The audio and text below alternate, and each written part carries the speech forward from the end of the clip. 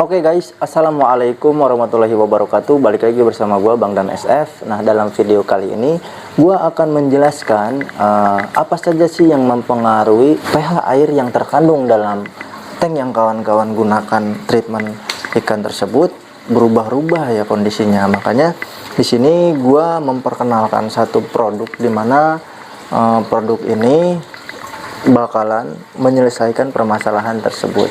Nah, ini bukan konspirasi, namun memang terbukti kita gunakan untuk semua tank, semua ikan, dan khususnya ikan cana maru yang kita sedang progres itu menggunakan produk ini. Nah, produk ini namanya ekstrak daun ketapang, Bang Dan SF Aquatic. Nah, di sini juga terdapat manfaat-manfaatnya gitu ya.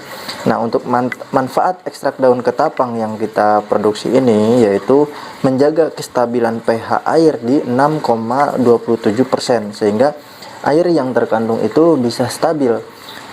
Bisa dibilang stabil itu gimana? Karena untuk kestabilan pH yang ada di Indonesia sendiri itu cocok buat ikan di angka 7%-an gitu ya.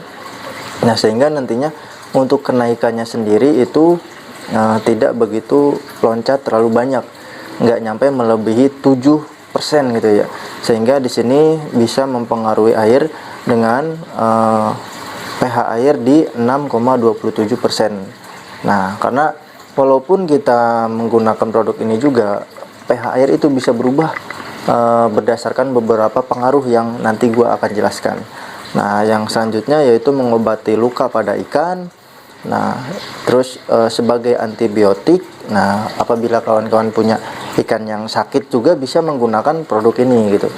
Nah, terus memperkuat sirip ikan serta mempercepat mutasi warna pada ikan dan meningkatkan imun pada tubuh si ikan. Karena adanya obat ini sehingga nantinya pH air di dalam tank yang kawan-kawan gunakan untuk menyeting ikan atau memprogres ikan itu bakalan stabil. Oke, kita akan jelaskan terhadap ikannya langsung gitu ya.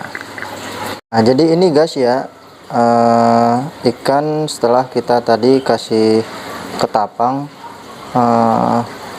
bisa mempengaruhi hasil nantinya treatmentan yang kita lakukan terhadap ikan. Nah, makanya di konten ini kita fokus menjelaskan mengenai pH air itu sangat berpengaruh mengenai hasil dari treatmentan terhadap ikan yang kawan-kawan treatment gitu ya. Nah, kurang lebih ini ukurannya di 15 cm tuh. Jadi selain makanan, selain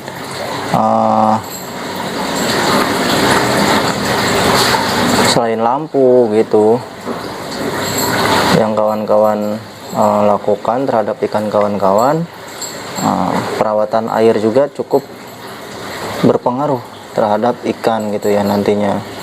Nah, kurang lebih seperti ini nih hasilnya. Nah, di bawah juga ada nih. Nah, ikannya seperti ini nih tuh. Jadi membuat si ikan itu lebih nyaman gitu ya.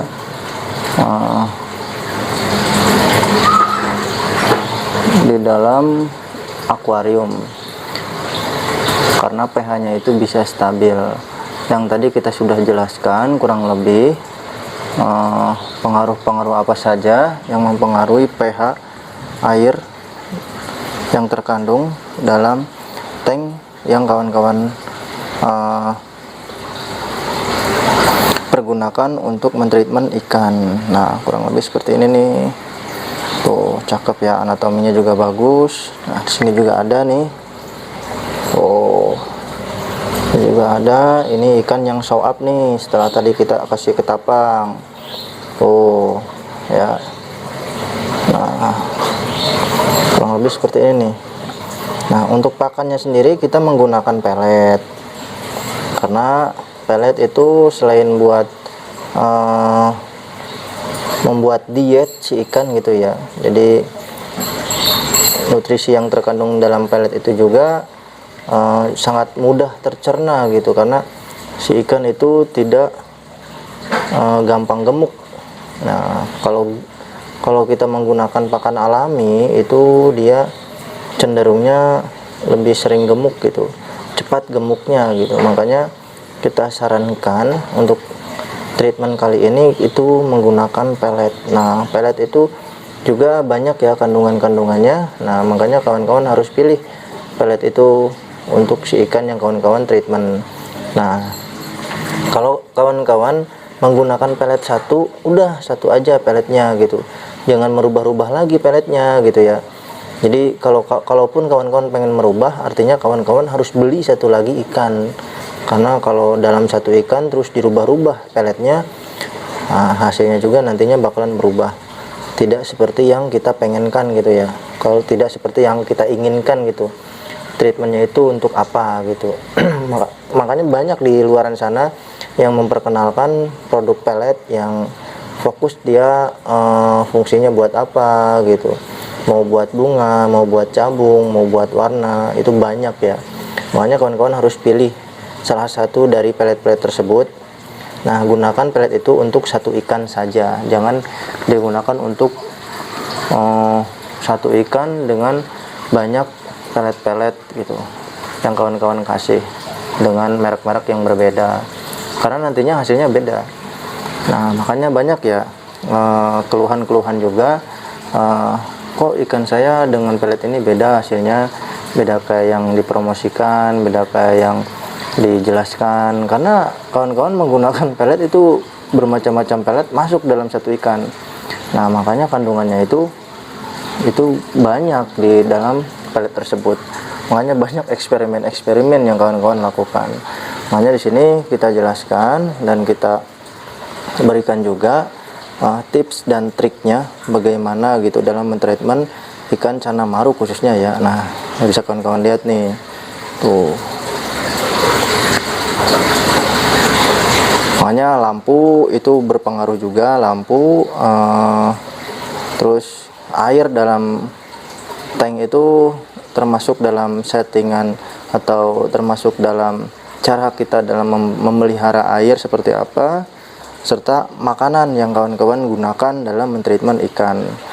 Makanya kurang lebih 3 tips dasar itulah yang kita berikan, kita edukasikan terhadap kawan-kawan, hingga nantinya kawan-kawan tidak begitu kesulitan dalam mentreatment ikan gitu ya. Nah, kurang lebih ini kita updatekan kondisi ikan setelah kita tadi jelaskan gitu ya, mengenai penjelasan apa saja yang mempengaruhi pH air sehingga nantinya pH itu berubah-ubah, yang pada akhirnya ikan kawan-kawan juga berubah-ubah kondisinya karena kondisi pH itu berubah gitu. Makanya kita berikan satu produk yang mempermudah kawan-kawan agar hasil treatmentnya itu tidak begitu sulit dan tidak begitu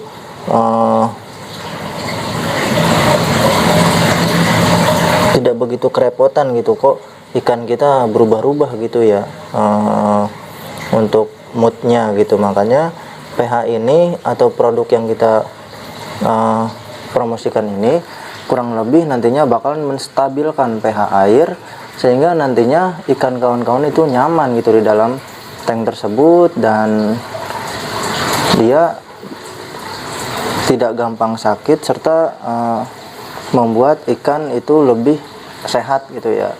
Nah, kurang lebih seperti itu. Nah, oke, mungkin cukup sekian untuk video kali ini. Kurang lebihnya mohon maaf dengan berbagai kebelibetan yang gua jelaskan tadi. Oke. Nantikan updatean lagi terhadap ikan yang gua sedang progres. Nah, tunggu juga updatean ikan yang akan datang di galeri gitu. Nah, makanya tetap stay tune di YouTube Bang Dan SF ini, sehingga nantinya kawan-kawan akan mendapatkan notifikasi updatean video terbaru dari Bang Dan SF. Oke, cukup sekian video kali ini. Kurang lebihnya gua mohon maaf. Assalamualaikum warahmatullahi wabarakatuh. Enjoy.